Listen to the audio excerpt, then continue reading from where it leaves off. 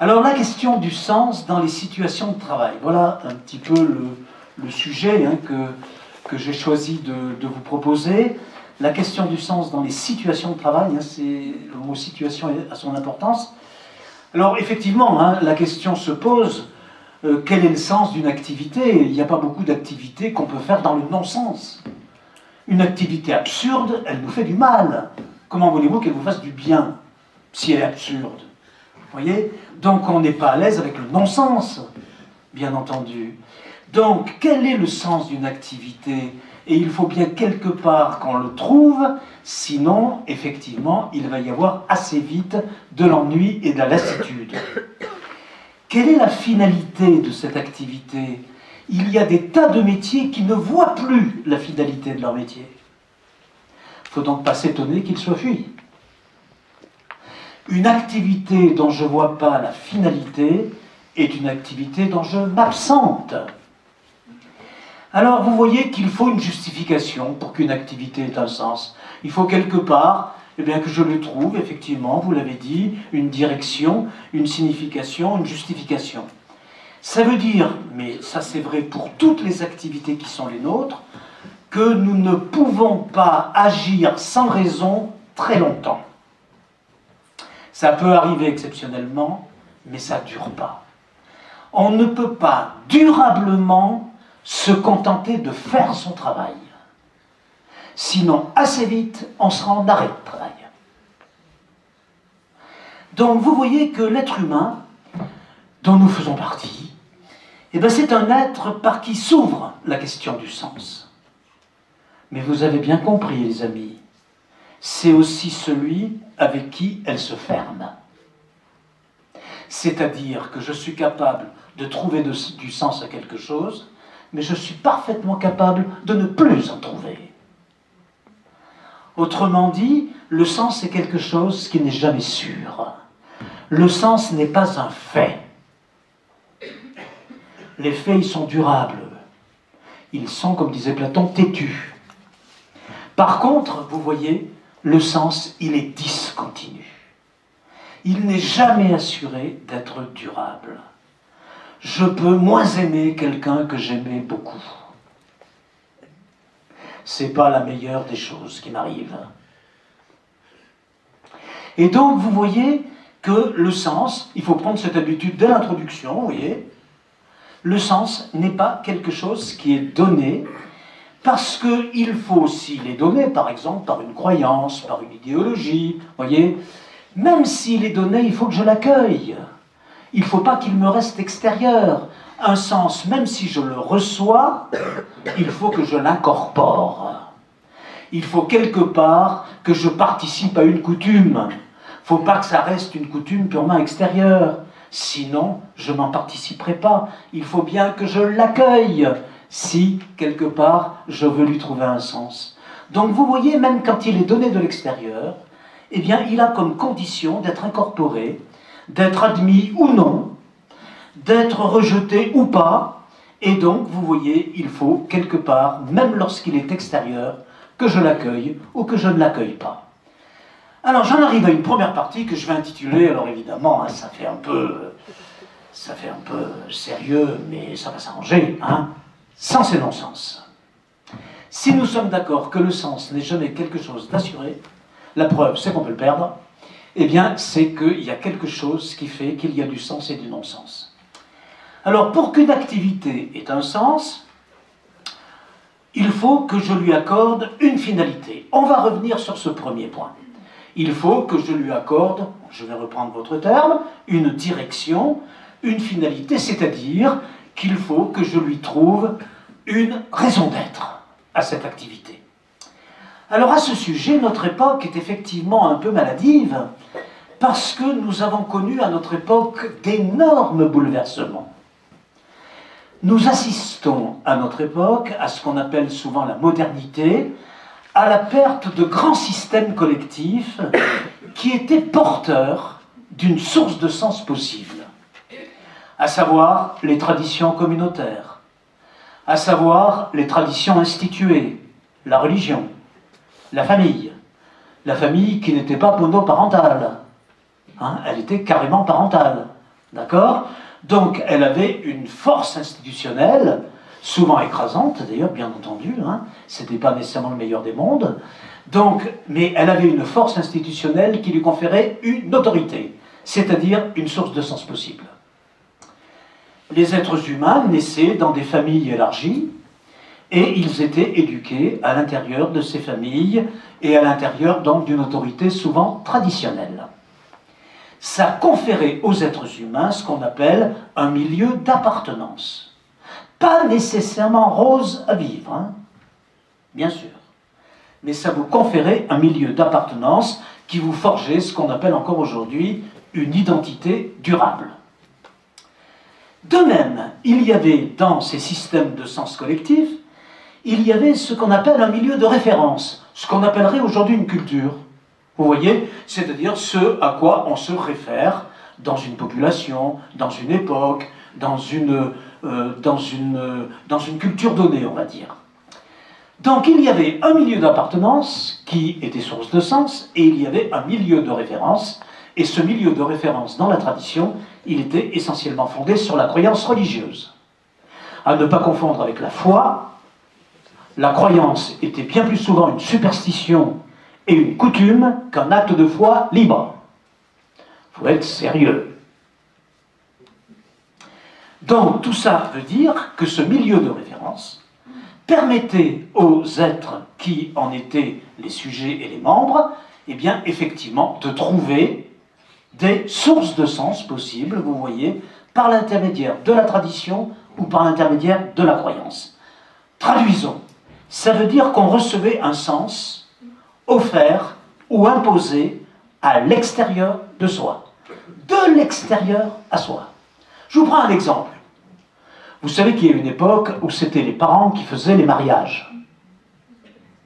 Bon, c'est-à-dire c'était la parenté qui organisait l'alliance, si vous aimez mieux. C'est-à-dire que si vous loupiez votre couple, c'était pas à vous qu'il fallait s'en prendre. Vous n'étiez pas à l'origine de ce non-sens. Il y avait une institution qui quelque part était telle que c'était la parenté qui faisait l'alliance. L'échec de cette alliance ne vous était pas imputable. D'accord. Vous ne pouvez pas trop dire ça aujourd'hui, hein? Il est très rare de pouvoir dire « mon couple ne marche plus, c'est la faute à mes parents ». Ils auraient quand même pu choisir mieux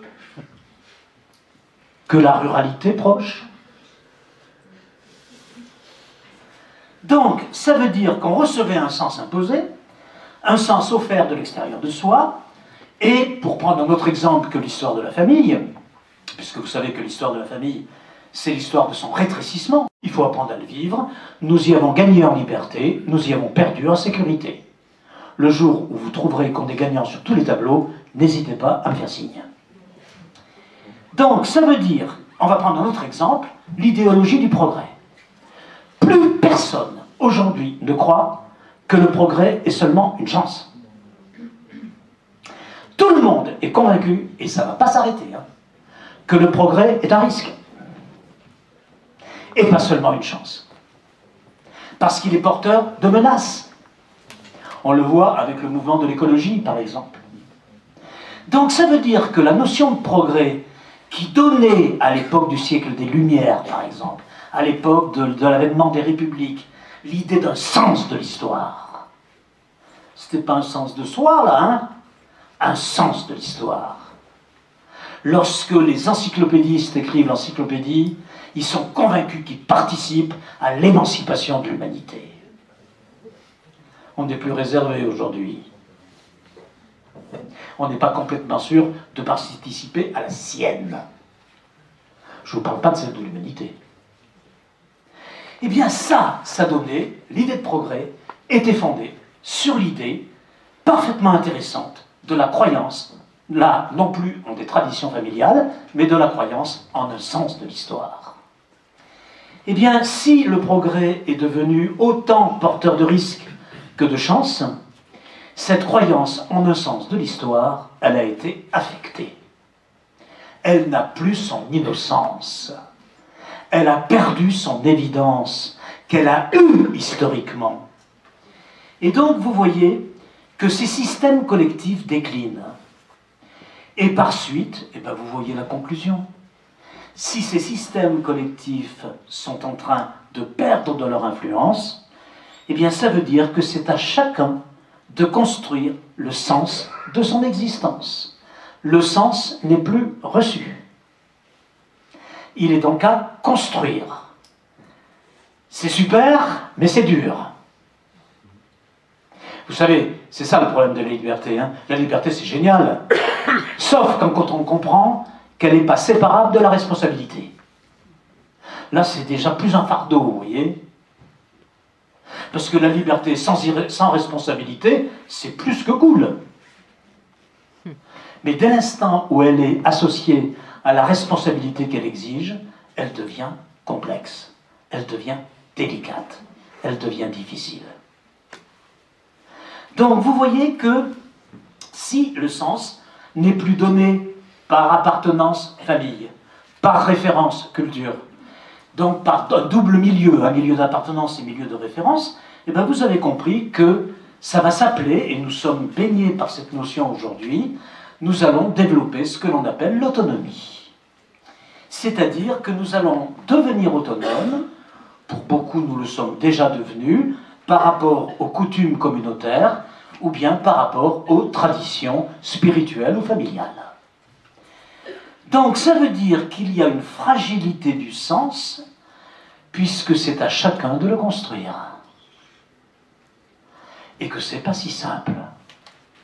Ça veut dire que souvent le sens, si, chers amis, on le porte seul, souvent on le perd seul. À l'occasion d'une rupture affective, ça peut suffire.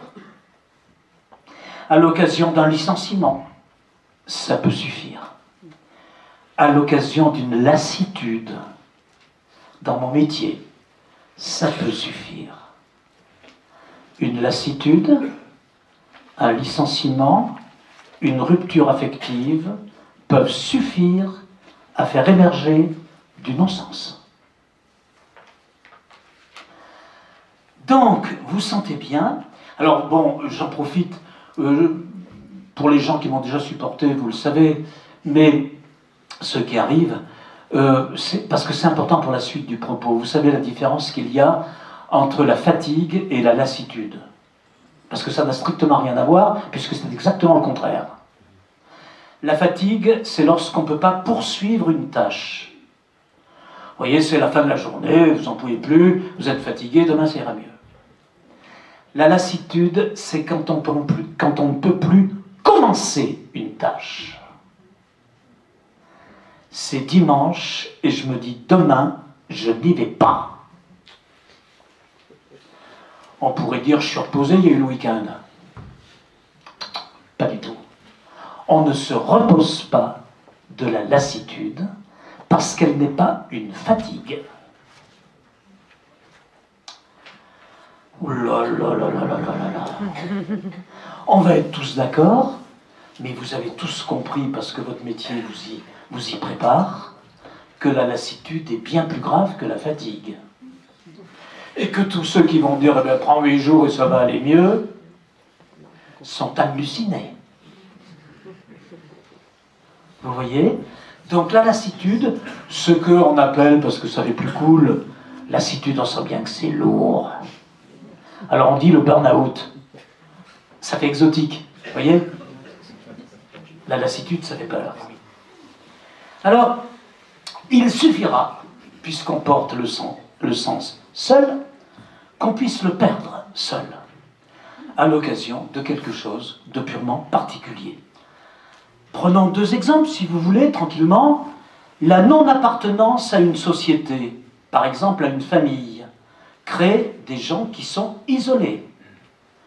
Ne pas appartenir, ne pas avoir de liens familiaux, c'est pas systématiquement une bonne nouvelle.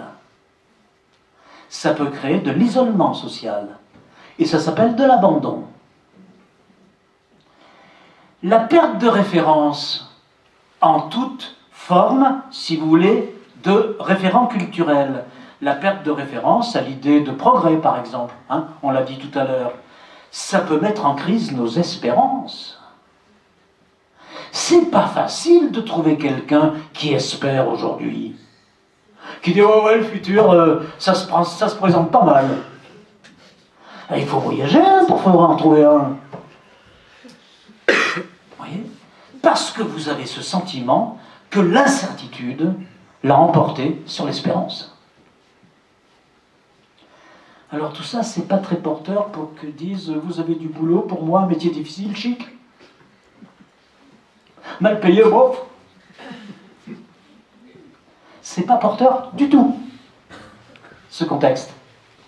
Ça veut donc dire, si vous voulez, que si l'incertitude a pris la place de l'espérance, que l'homme moderne, eh bien l'homme moderne dont nous faisons partie, avec tous les avantages que ça a aussi, hein, qu'on se mette bien d'accord, il s'est affranchi de la tradition grâce à la liberté, et il s'est affranchi de l'autorité grâce à l'égalité. Voilà, donc des grandes devises de la République quand même, vous voyez, hein, c'est tout ça pour vous dire qu'il y a aussi des bonnes nouvelles. Donc ce qui nous a affranchi de l'autorité, c'est l'égalité, et ce qui nous a affranchis de la tradition, c'est la liberté. Nous n'avons donc plus la tutelle des croyances, nous n'avons plus celle des coutumes. Regardez, les amis, comment nous jugeons des cultures qui sont fondées sur les coutumes. On va vite, hein, en disant « Oh, ben, ils ne sont pas émancipés, hein. Ils ont encore des foulards. » Ah, on n'est pas timide. Vous voyez? Donc, cela veut dire que si nous nous sommes affranchis de ces tutelles, et c'est souvent une bonne chose, et de ces coutumes qui inspiraient les hommes traditionnels, si vous voulez, hein, dans un ordre qui les dépassait, dans un ordre immémorial, eh bien ça veut dire, la suite elle est là, que chacun a à se déterminer lui-même. Donc vous voyez ce que ça veut dire en pratique.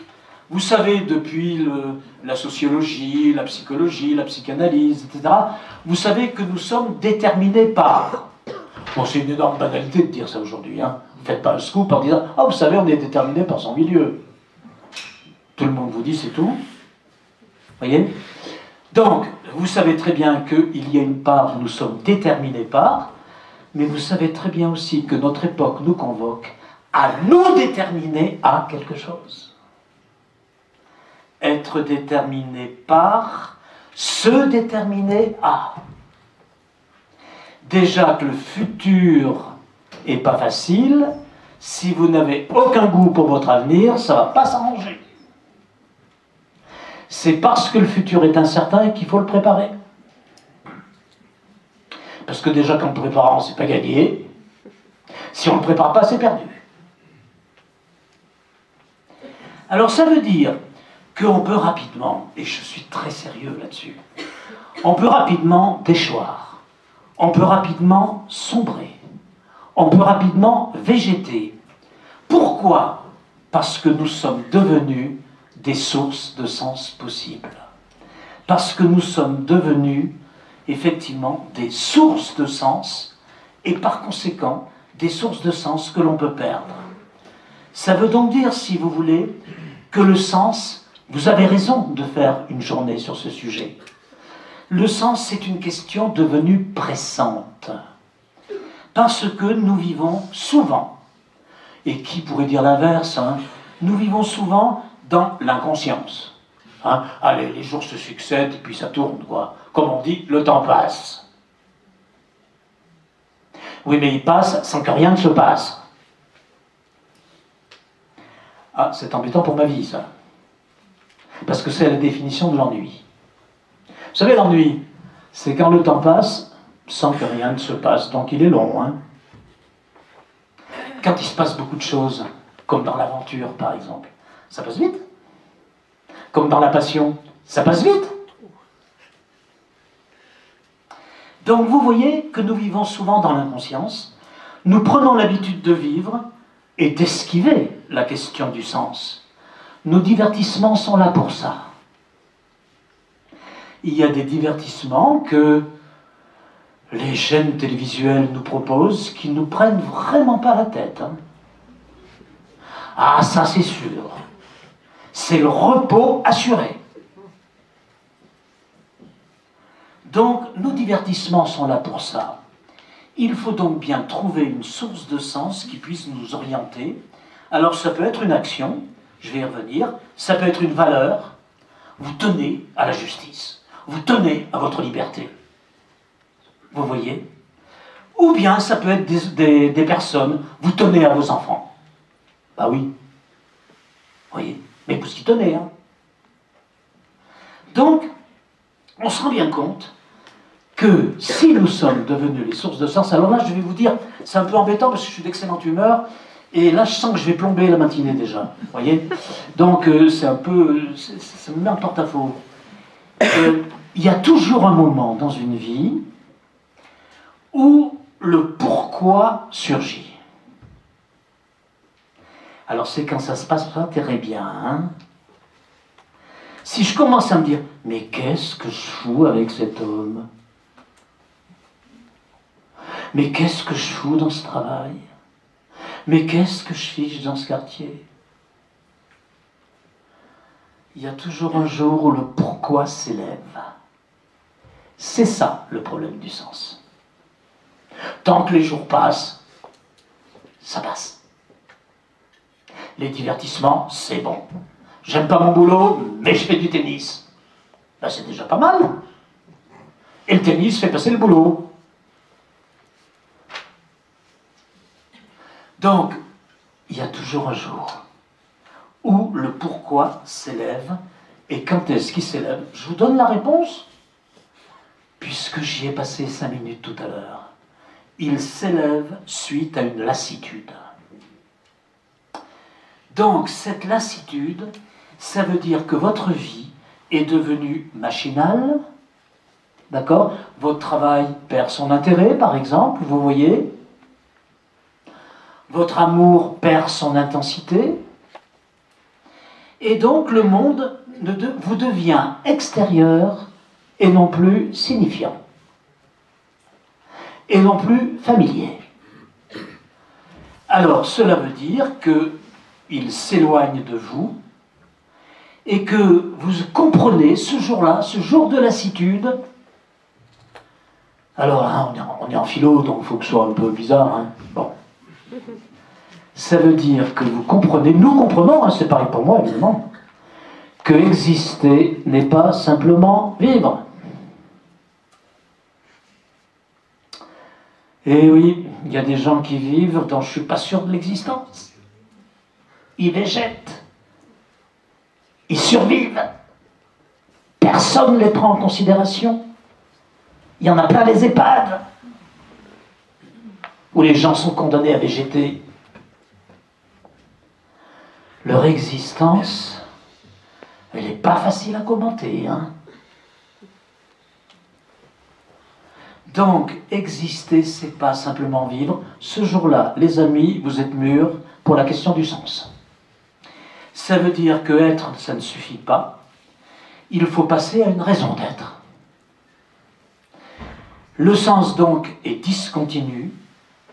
Et s'il faut l'interroger, vous avez compris, c'était vraiment l'essentiel de cette première partie. Il y en a que deux, ne vous inquiétez pas, parce que vous êtes en train de vous dire, eh ben dites donc, on n'est pas couché.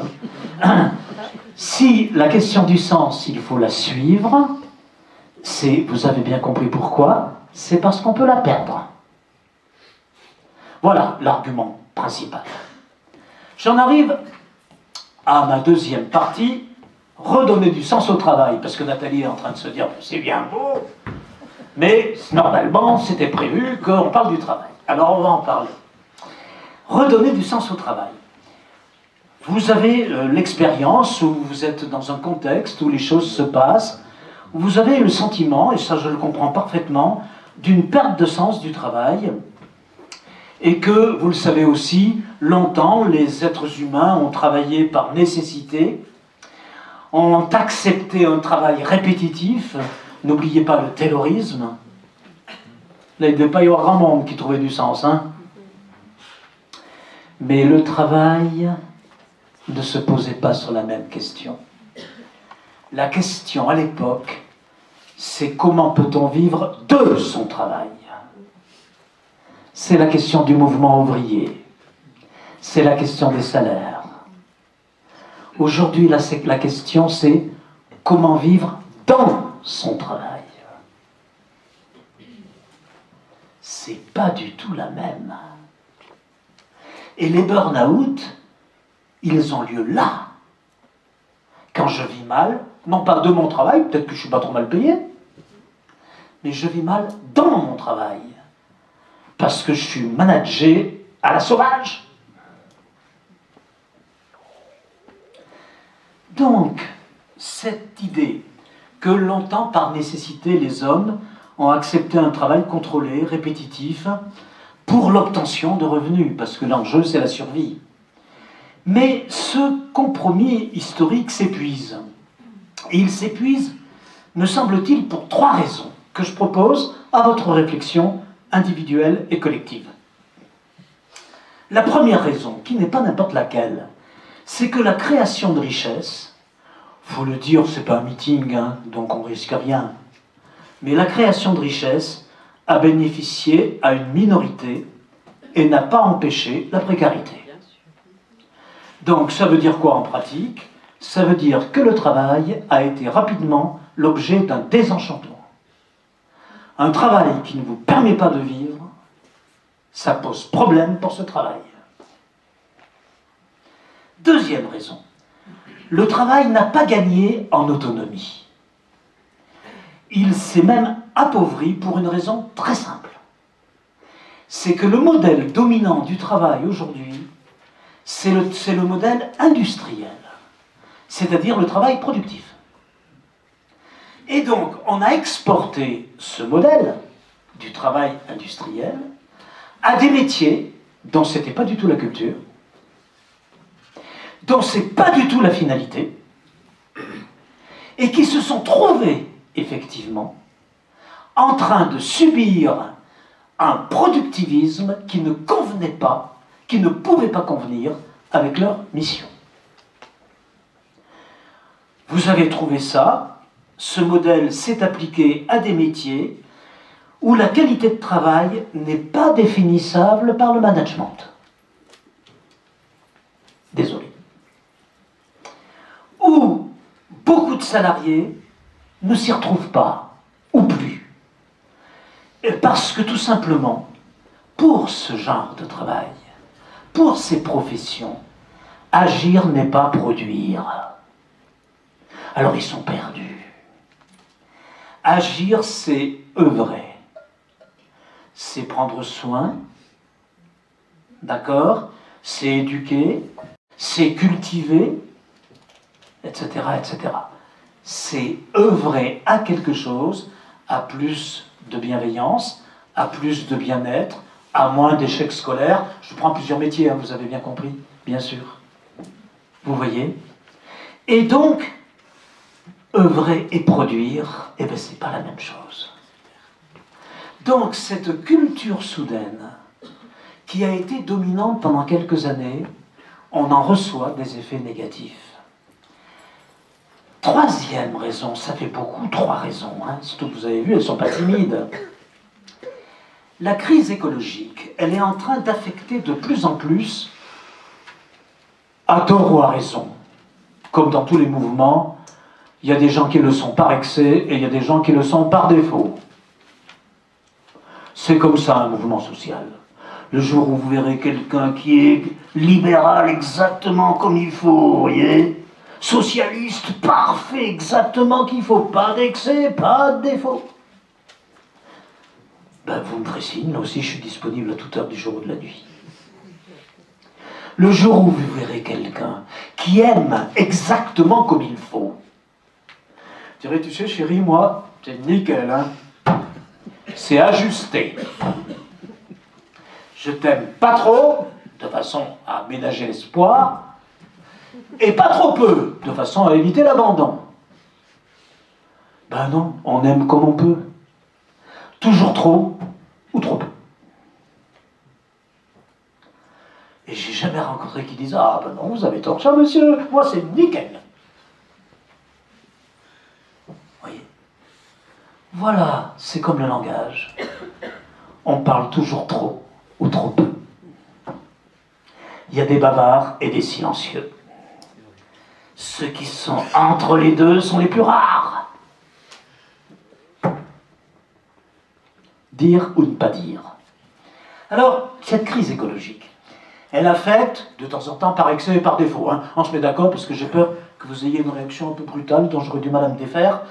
Elle affecte de plus en plus les consciences et elle interroge la production et la consommation. De chez les jeunes, dont vous parliez tout à l'heure, Nathalie, c'est très net. Cette conscience, elle est comme elle est, mais elle est influente. Ça veut dire que, entre un souci des autres et un souci du monde, eh bien, petit à petit, on va interroger l'éthique du travail. Ça va permettre ces trois raisons. Des richesses inégales, un monde où œuvrer devient produire, une conscience écologique affectée. Ces trois raisons vont effectivement interroger l'éthique du travail. Alors, du coup, on va se poser la question du sens, évidemment. Or, qu'est-ce que c'est qui donne, ou qui peut donner, il faut être très modeste, hein, on essaye de réfléchir ensemble, qu'est-ce qui donne du sens à un travail, et pourquoi pensons-nous qu'un travail puisse être insensé? Eh bien, je vous propose la réponse suivante, je suis vraiment là pour ça. Peut-être parce qu'il contient des enjeux au sujet des valeurs, au sujet de la reconnaissance. Il y a des gens qui se plaignent, non pas de leur métier, mais du fait qu'ils ne soient pas reconnus. Et là-dessus, effectivement, le Covid a été purificateur, parce qu'on s'est rendu compte que c'était les métiers les plus invisibles qui étaient les plus nécessaires. Et ça a fait un choc pour chez les traders, vous voyez. Ils ont du mal à s'en remettre, hein. Voilà. Donc, vous voyez, si un travail peut devenir insensé à mes yeux, c'est parce qu'il peut contenir des enjeux au sujet des valeurs, au sujet de la reconnaissance qu'il peut avoir ou non, au sujet de son autonomie possible. Est-ce que dans ce métier, j'aurai la possibilité d'accomplir ce qui me passionne ou non? Vous voyez? Parce qu'il interroge le travail, son organisation. Très important aujourd'hui. C'est aussi cette deuxième idée qui va faire que le travail peut être affecté dans son sens, parce que, en interrogeant son organisation, il interroge un salaire, bien entendu. Le travail n'est pas un loisir, hein. Il interroge des perspectives de carrière. Aujourd'hui, si vous dites à quelqu'un, tu feras ça tout le temps. Oh, quoi, pendant une trentaine d'années. Mais tu verras, ça passe vite. Ça ne va pas le faire, hein. Également, la reconnaissance, je le disais tout à l'heure. Une compatibilité, je vais y revenir, entre le temps professionnel et le temps personnel. Vous ne pouvez accepter un travail qui vous envahisse que s'il est passionnant. Oui, parce toutes les passions sont invasives.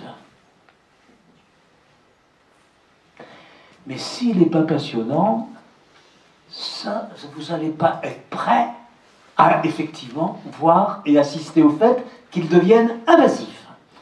Donc, vous voyez, il y a, et c'est ça qu'il faut que nous apprenions ensemble, il y a des conditions pour qu'un travail ait du sens. Il y a des conditions pour qu'il s'ouvre au sens, et vous voyez que lorsque les gens, effectivement, en particulier des générations plus jeunes, lorsque ils s'interrogent sur le sens du travail, vous remarquerez qu'ils s'interrogent sur le sens de l'emploi, beaucoup plus que du travail. Et ils vont vous dire, moi je voudrais bien être prof, mais pas trop dans une banlieue difficile. Hein. C'est pas le métier qui leur pèse, c'est l'emploi. D'accord? C'est-à-dire qu'ils souhaiteraient, sans doute à juste titre, des conditions qui soient des conditions qui, effectivement, ne les affectent pas négativement.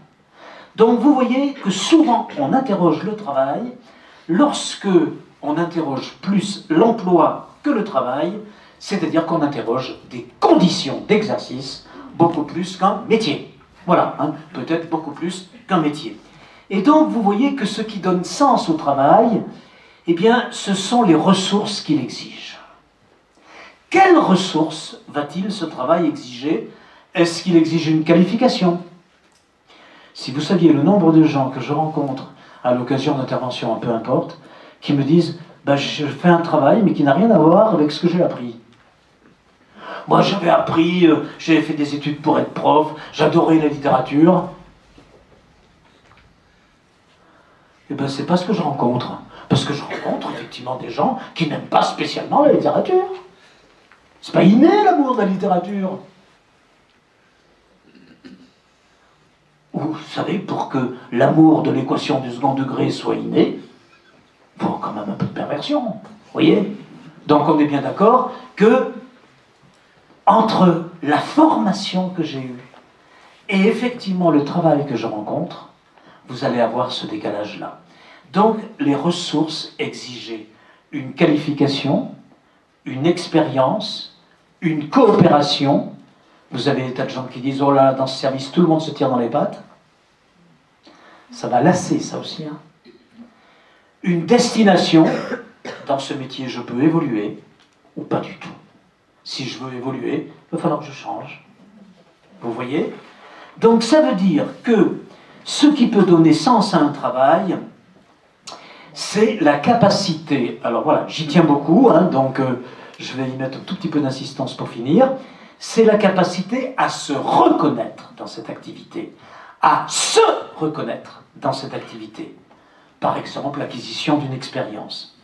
Alors vous voyez, nous en arrivons à commencer peut-être à y voir clair.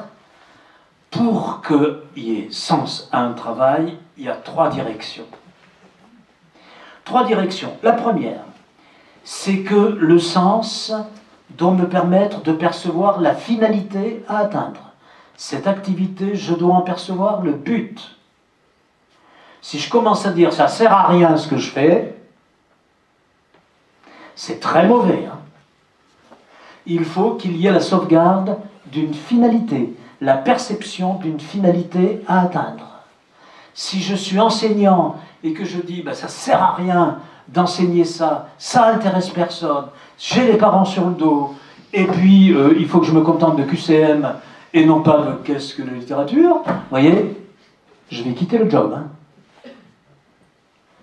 Le sens par rapport à une finalité perçue. Deuxièmement, le sens par rapport à une valeur de référence. En quoi le travail auquel je vais, auquel je me rends, en quoi permet-il de suivre une valeur de référence? Ça, c'est très important. Est-ce qu'il contribue à plus d'humanité, à plus de solidarité, à plus d'émancipation, à plus d'instruction, à plus de soins, etc., etc. Il faut que je puisse non seulement lui trouver un objectif, mais une valeur de référence que je puisse suivre. Troisièmement, ça fait donc beaucoup, hein, il faut que ce travail me permette un accomplissement de moi-même. Il faut que ce travail trouve du sens par rapport à un accomplissement de soi. Il faut quelque part que je lui trouve un sens personnel. Alors, un sens personnel. Parce que si toute ma famille me dit « mais si, tu sais, c'est très bien d'être prof. C'est super, c'est un beau métier, enfin, qu'est-ce qui t'arrive ?» Ça ne sert à rien, hein. Le monde entier peut lui trouver du sens, et pas vous. Or, c'est par vous que le sens se construit. On a été clair là-dessus tout à l'heure.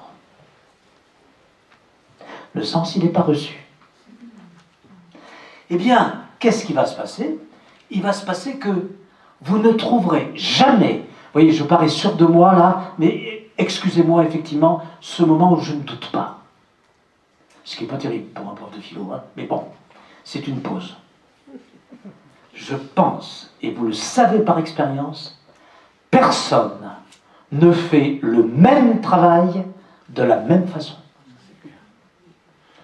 Et bien voilà.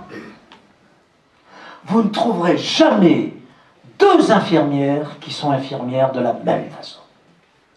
Il y en a une peut-être qui est plus souriante, il y en a une peut-être qui est plus agitée, il y en a une qui est peut-être plus humaine, je ne sais pas, comme vous voulez. D'ailleurs, les patients le savent. Hein. Ils disent, ah ben j'aime mieux quand c'est vous. Eh ben voilà, hein, prenez ça. Hein. Là, c'est gratifiant. Donc ça va, vous allez être content. Mais si c'est, oh, elle est malade, votre copine? Alors là, c'est pardon, vous voyez. D'accord? Donc, on se comprend bien. Personne ne fait le même travail, hein, j'entends bien, de la même façon. Il y a parmi vous des gens, certainement, qui ont des enfants. Vous avez très vite compris qu'une scolarité, très souvent, se réduit à ça. Vous allez avoir votre fils ou votre fille qui va avoir un excellent prof de maths. C'est pas une flèche en maths, votre fils ou votre fille, mais ça se passe bien avec ce prof et elle progresse. L'année d'après, un prof de maths aussi, qui a fait les mêmes études, mais qui est moins pédagogue, moins patient, moins bienveillant, eh bien ça se passera mal. Et elle va vous dire, j'aimais bien les maths l'an dernier, mais alors cette année, non, pas du tout. Hein. La relation fut décisive. Pour aimer les maths, parce que c'est les maths, il faut attendre un peu. C'est rarement à l'adolescence, vous voyez. Voilà. Donc, initialement, l'origine, c'est la relation pédagogique qui est instituée. Donc, vous voyez, deux profs de maths, ils ont beau être diplômés pareil, peut-être même avoir le même âge, vous voyez, ils ne sont pas profs de maths de la même façon. Eh bien, s'il y a un sens personnel au travail, c'est parce que personne ne fait le même travail, si ce n'est pas le même évidemment, hein, mais ne fait le même travail de la même façon. Il faut qu'il y ait une source de sens personnel. Donc, ce qui fait le sens d'un travail, c'est quand il y a le plus petit écart entre le travail prescrit et le travail empêché. Alors, qu'est-ce que ça donne en pratique? On se détend. Le travail prescrit, c'est le boulot que vous avez. Voilà, vous allez avoir, je ne sais pas moi, 6 consultations, etc. Le travail empêché, c'est que vous êtes obligé de suivre un rythme qui fait que vous ne pouvez pas le faire bien. Vous allez trouver un écart entre le travail tel que vous le conceviez, hein, tel qu'il pouvait être prescrit, et le travail qui est désormais empêché parce qu'il y a manque de personnel, donc il faut que vous en fassiez davantage, parce que on peut vous appeler, on peut vous envoyer un mail à 22 heures. Ça risquait pas d'arriver au 19e siècle, vous voyez. Donc là, il s'est quand même passé quelque chose. Hein. Le travail peut devenir invasif par le numérique, bien sûr. Donc vous allez vous rendre compte que effectivement, il y a un écart entre le travail tel qu'il est prescrit et le travail tel qu'il est désormais peut-être empêché. Je ne peux pas bien faire mon travail, je ne peux pas bien m'occuper des patients, je ne peux pas bien m'occuper de mes élèves, je ne peux pas, etc., etc. Donc, vous voyez, il faut une utilité sociale pour trouver du sens, bien sûr, une cohérence éthique, bien entendu, et un développement de capacité. Voilà, les 3 choses. Une utilité collective, une cohérence éthique, que vous soyez en accord avec les valeurs que vous retenez, hein, et qui quelque part vous définissent, et qu'il y ait possibilité de développer des capacités.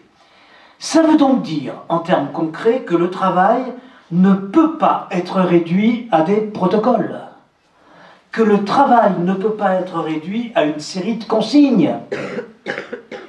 Et donc les personnes au travail, elles portent des aspirations qui ne sont pas nécessairement réductibles à des consignes d'exécution. Le décalage entre ce à quoi j'aspire et ce qui est empêché d'établir et de faire, c'est extrêmement lassant. Vous voyez? Donc, ça me paraît très important.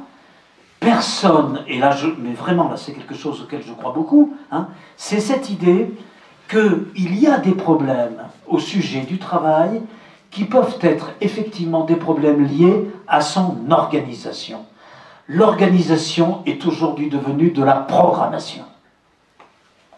On programme les tâches et on contrôle leur réalisation. Alors effectivement, dans certains métiers, ça passe pas bien, vous voyez. Ça empêche quelque chose. Et donc, eh bien, ces métiers peuvent être effectivement moins suivis, moins demandés, moins rencontrés. On détermine des objectifs et on évalue des indicateurs. Alors c'est vrai que si vous êtes passionné par le soin, ça va faire drôle. Hein. C'est vrai que si vous êtes passionné par l'instruction et la littérature, ça va faire très très drôle. Donc vous voyez qu'on gère le travail aujourd'hui. Et je pense que là, nous recevons des effets de cela. On le gère par des normes, on le gère par des objectifs, c'est-à-dire qu'on risque de réduire le travail à son résultat. Voilà, c'est là que je voulais en venir. On risque de réduire le travail, non pas à une activité, mais à ses résultats, et donc c'est cela qui peut rentrer en conflit avec le sens du travail. Donc je crois que le travail, vous voyez, je vais en arriver à ma conclusion, il se dégrade par sa situation. Il se dégrade certes par ses conditions, hein, on l'a vu tout à l'heure, liées à son organisation, etc., à sa perte de sens, hein, vu les 3 critères du sens. Il se dégrade aussi par sa situation lorsqu'il est évalué uniquement par ses résultats. Voilà. Ça, c'est terrible. Vous voyez, c'est terrible. Hein, imaginez que vous soyez enseignant et qu'on passe son temps à vous dire « Vous avez eu combien de résultats, vous, au bac ?» C'est comme ça maintenant que la presse étudie les lycées. Résultat au bac, 96%. Ah ben c'est pas trop mal. Comment on y est arrivé? Quel est le recrutement? Oui, tout le monde s'en fiche. Ça décourage le travail. Voilà des exemples que je proposais de vous prendre. Et donc vous voyez que si le travail se dégrade par sa situation, parce qu'il est évalué par ses seuls résultats, je crois que cela a produit, eh bien oui, hein, une conscience critique du travail. Alors, je crois que dans ces cas-là, hein, là, prenons un exemple avant de conclure, hein, je crois qu'on est tous d'accord sans doute pour dire qu'il est difficile de motiver des salariés à s'impliquer dans leur travail si le seul but qu'ils perçoivent, c'est d'augmenter la valeur marchande. Ça va être bon pour les commerciaux. Pour les soignants, c'est moins sûr. Mais si c'est la seule finalité qu'on perçoit, eh bien c'est une finalité qui est trop extérieure au travail prescrit et qui va se définir par un travail empêché. Peut-être la réponse, hein, une des réponses à cette question du sens du travail et dans les situations de travail, je voudrais conclure en vous disant qu'il y a peut-être une nouvelle éthique du travail à construire. Alors, une nouvelle éthique du travail, ça veut dire que toute la problématique qu'on a essayé de poser sur le sens, sur la valeur du travail, sur ses conditions et sur sa situation. On a fait du boulot, hein, vous remarquez quand on fait le plan, hein, on a fait pas mal de choses. Eh bien, vous remarquez que pour qu'un métier soit valorisé, il faut effectivement des conditions, je vous le disais tout à l'heure, je vous les rappelle, parce qu'elles peuvent être utiles. Il faut qu'il ne soit pas pleinement organisé. Il faut qu'il ne soit pas totalement programmé. Sinon, il ne laissera place à aucune initiative. Sinon, il deviendra purement exécutif. Et un métier qui est seulement exécutif et qui, quelque part, ne laisse aucune place à l'initiative est aujourd'hui un métier désaffecté. Deuxième condition. Il ne doit pas devenir circulaire, comme on dit. Si vous aimez mieux, on ne va pas s'embêter, répétitif. C'est-à-dire qu'il faut que le travail puisse rester formateur pour l'individu qui l'accomplit, pour l'individu qui l'exerce. Il faut qu'il puisse être qualifiant et qu'il permette à une personne, vous voyez, de se révéler. Alors qu'est-ce que ça veut dire se révéler? Ça ne veut pas dire qui suis-je? Non, non, non, c'est beaucoup plus simple. Se révéler, ça veut dire rendre manifeste mes qualités. Pouvoir quelque part les rendre visibles. Parce que si je suis interchangeable, je vais quand même pas trop me passionner. Mais vous savez que dans un métier où on n'est pas passionné, on ne s'implique pas. Or, il y a des métiers qui nécessitent l'implication. Donc, vous voyez, rendre manifeste des qualités, des compétences, des talents, sinon, il va être vécu, ce travail, comme n'étant pas l'objet, vous voyez, d'une reconnaissance possible. Alors, je dirais, pour finir, que peut-être qu'il ne faut pas parler du travail en général. Mais peut-être que ce qui est important, c'est pas le travail, qui risque d'être une abstraction. C'est peut-être mon rapport au travail. C'est-à-dire quel rapport j'ai au métier que je fais, au métier que j'ai choisi ou pas choisi. C'est notre rapport au travail qui est important. Or, vous savez que le rapport au travail est multiple. En effet, il y en a 3. Décidément, c'est le chiffre du jour. Hein. Il y en a 3, mais les philosophes, ils adorent le chiffre 3. Vous voyez, c'est une maladie tenace. Il y a 3 rapports possibles au travail, et je pense qu'aujourd'hui, on les constate. Ces rapports possibles au travail, vous pouvez les comprendre de cette manière. C'est que le travail, il modifie quelque chose.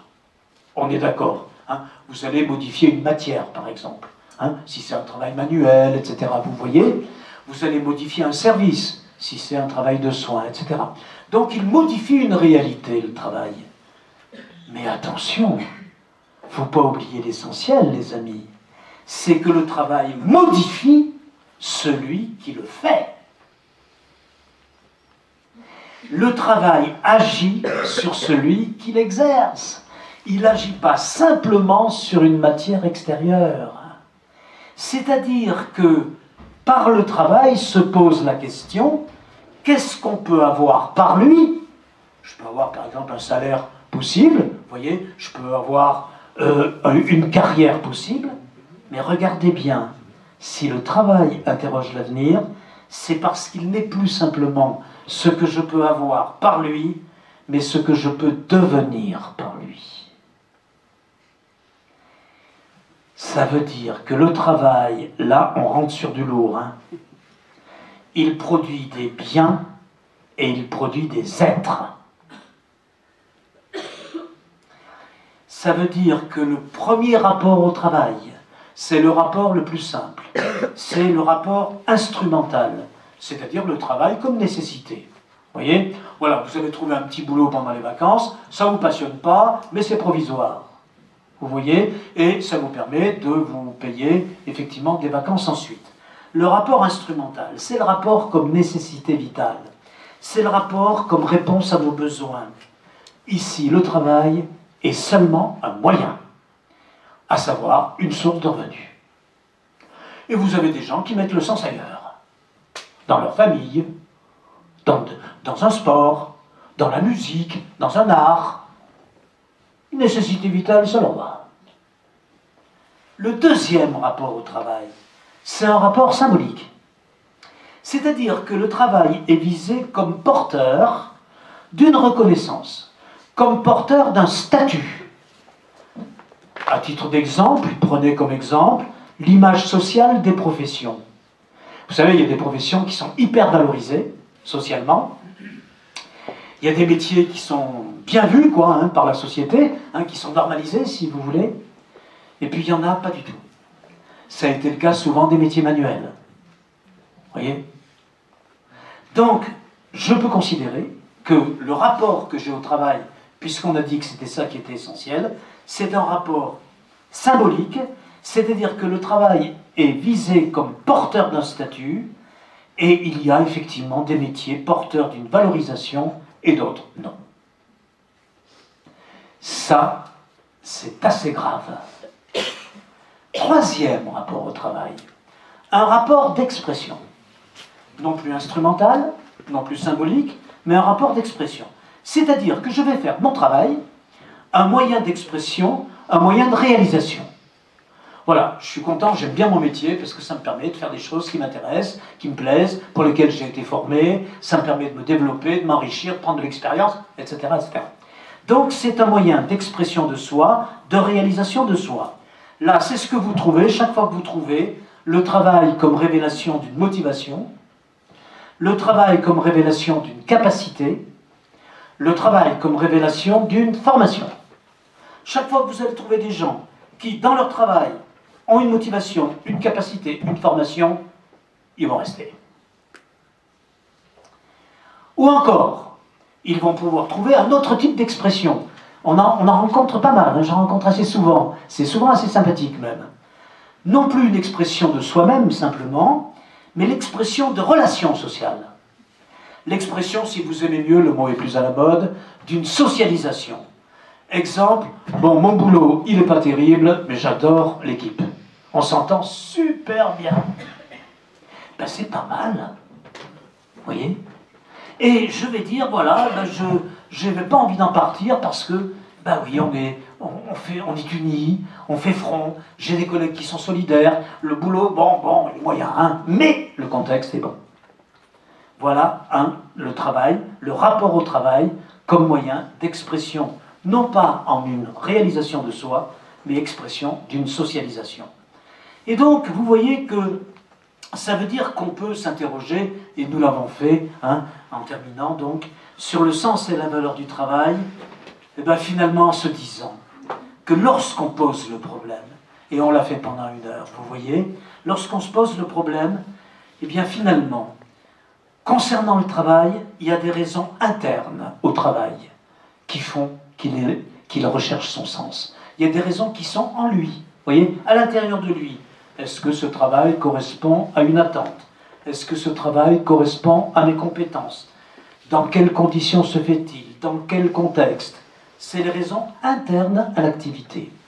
Et puis, vous le savez, qu'il y a des raisons externes à l'activité, c'est-à-dire des raisons qui tiennent plus au travail dans son contenu, mais qui tiennent à l'intérêt que l'on porte à d'autres activités.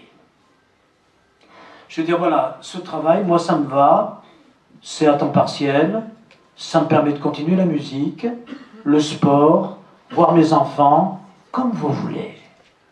Je peux très bien avoir un rapport au travail qui ne sont pas liés aux raisons internes de l'activité, mais aux raisons externes au travail lui-même, alors c'est-à-dire l'intérêt que je porte à d'autres activités qu'à lui, et qui sont valorisées par la personne. Ça, je pense que c'est un critère pour de jeunes générations extrêmement important. Vous voyez? Exemple, la famille, vous voyez, parce qu'il arrive que la famille rentre en concurrence avec le travail. Souvenez-vous, tous ces gens qu'on a rencontrés dans nos vies, qui disaient « Ah, ben, j'ai pas vu grandir mes enfants. Ah, par contre, j'ai fait une carrière, c'est pas mal, je me suis bien débrouillé. Il a été promu le bougre, vous voyez? Mais, j'ai pas vu grandir mes gosses, et il y en a 2 qui le savent, c'est vos gosses. » Sympa, le papa ou la maman, mais rare. Sympa, mais rare.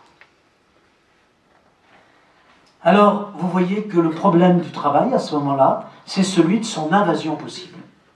Est-ce qu'il est invasif ou moins invasif? Je vous l'avais dit en introduction. Voilà des questions qui donnent l'importance à cette réflexion. Et je crois que peut-être qu'effectivement, il faut absolument qu'on prenne l'habitude de comprendre que le travail n'est plus tout à fait regardé par son résultat, il n'est plus seulement regardé non plus par son revenu. Bien sûr, manquer de médecins, vous n'allez quand même pas me dire que c'est parce qu'ils sont mal payés. Vous voyez? Voilà. Donc, on fait attention à ça. Donc, il y a effectivement des métiers dont la rémunération est convenable, mais il y a quelque chose quand même qui ne va pas. Vous voyez? Donc, ça veut dire que ce n'est pas le résultat qui permet de faire sens, ce n'est pas simplement le revenu qui permet de faire sens. Vous savez, je discutais il n'y a pas longtemps avec un groupe d'agriculteurs et un groupe d'artisans. C'est des gens, ils adorent leur boulot. Chez les agriculteurs, ils gagnent rien. Ils font des heures pas possibles, difficiles. Et ils vous disent, vous savez, je préfère pas regarder mon salaire. Et ils adorent leur métier. Donc si vous leur dites, c'est le revenu, ils vont vous dire, bah, c'est plus compliqué que ça, on a besoin d'un meilleur revenu. Mais là, on va être tous d'accord. Mais vous voyez que l'amour de ce métier, il est porté par autre chose que par simplement son résultat ou son revenu. Voilà, donc je crois que mon dernier mot, il est là, je vous le promets, Nathalie, c'est le tout dernier. C'est que peut-être qu'il y a une différence entre être une valeur et avoir une valeur. Peut-être que le travail est de moins en moins une valeur, c'est-à-dire qu'il a son but en lui-même, mais il demeure une valeur, il a une valeur. Mais peut-être qu'il n'en est plus autant une. Vous voyez, il a une valeur, et avoir une valeur, ben ça veut dire que son sens, on va le trouver dans ce qu'il permet d'obtenir, et non plus simplement en lui-même. Vous voyez, il y a ce glissement de la valeur comme être une valeur, avoir une valeur. Il a une valeur, et peut-être qu'il y a un déficit, ou qu'il y a une forme de déficit du fait qu'il ne soit plus, au même titre, une valeur qu'auparavant. Eh bien, je vais vous remercier de votre belle attention.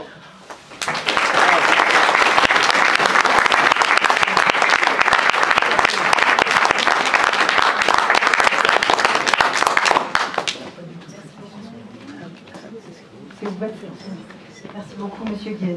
Merci beaucoup. Alors, je vais vous dire un petit peu peut-être ce que moi j'en ai compris, reprendre un petit peu ce que vous avez dit.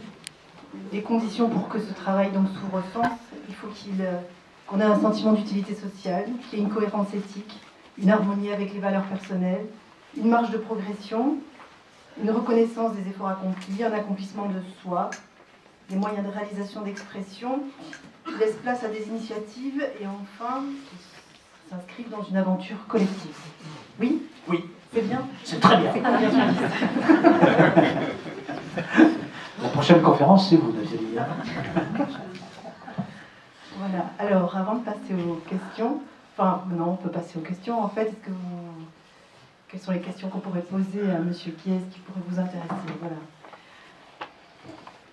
Alors, peut-être, je vais peut-être commencer en vous demandant un petit peu ce que vous pensez, parce que j'ai l'impression que d'une manière générale, d'un point de vue sociologique, en ce moment, nous assistons à une évolution assez historique par rapport à l'importance relative du temps libre et des loisirs par rapport à l'engagement professionnel. Je ne sais pas ce que vous en pensez. Ben oui, c'est l'engagement, ça présuppose que l'on s'engage. Vous voyez ? Être engagé, c'est pas un problème, c'est s'engager qui est un problème. Et donc ça présuppose une implication personnelle, bien entendu.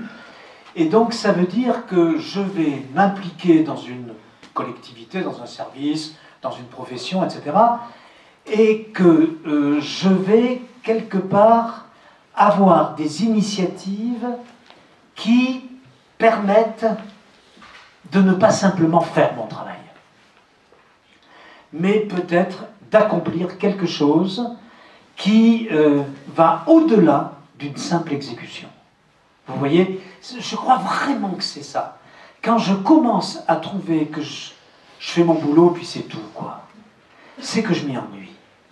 Vous voyez, moi, si je vous disais le fond de ma pensée, je pense que le gros problème qui s'est posé ces dernières années, c'est qu'on a découragé le travail au profit d'un capital.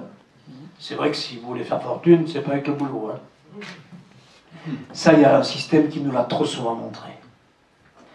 Il y a des métiers qui ne vous permettent pas de vivre. C'est vrai que si votre boulot vous permet que de vivre dans une caravane sur le parking, on comprend que vous ne soyez pas pleinement excité. Hein. Vous voyez, il y a des choses comme ça. Les conditions de travail, la surorganisation du travail, vous voyez, qui ont fait que beaucoup de métiers qui étaient super, beaucoup de métiers qui étaient chouettes, sont devenus des métiers exécutifs, simplement. Des métiers à exécution de protocole. Vous voyez ? Donc ils ont perdu de leur saveur. Ils ont perdu de leur sens. Vous voyez ? Et je crois qu'on est malheureusement un peu, ben oui, on subit les effets, quoi, de ça. Vous voyez, malgré nos volontés, hein, etc. Mais je crois que, voilà, peut-être que le travail, il est intéressant lorsque l'engagement dont vous parlez, c'est quelque chose où je vais avoir un degré d'implication à l'intérieur de l'activité et pas simplement une effectuation.